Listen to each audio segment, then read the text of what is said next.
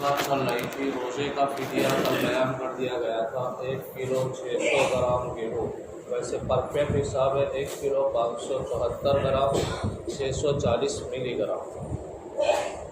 روزے کا جو فدیہ ہے وہی فدیہ نماز کا ہے۔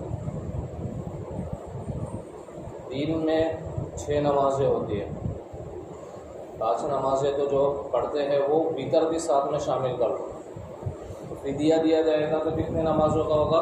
6 نمازوں۔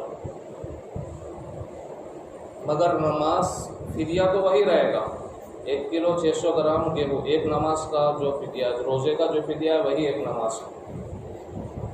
لیکن 2 طرح سے اس میں فرق آتا ہے۔ پہلا فرق تو یہ ہے کہ نماز کا فدیہ زندگی میں نہیں دے سکتے، اس کا فدیہ مرنے کے بعد ہے۔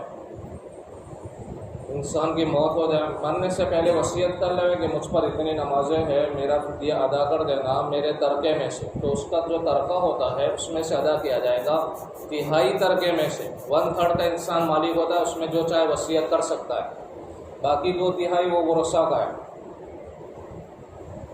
تو اس کو وصیت کرنا لازم ہے۔ اگر وصیت نہیں کی ہے، وارثین اپنی طرف سے دے رہے ہیں، تو امید ہے کہ اللہ تعالیٰ قبول کر لے گا۔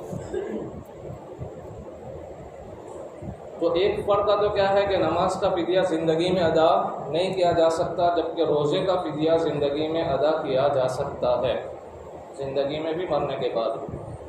دوسرا فرق یہ ہے کہ نماز جب 6 نمازیں اس حالت میں گزر جاوے کہ انسان کھڑے کھڑے بھی نہیں پڑھ سکتا، بیٹھ کر بھی نہیں پڑھ سکتا، اشارے سے بھی نہیں پڑھ سکتا، اتنی معذوری آ گئی، یعنی سر کا اشارہ مراد ہے، آنکھوں کا اشارہ مراد نہیں ہے، اس کا کوئی اعتبار نہیں۔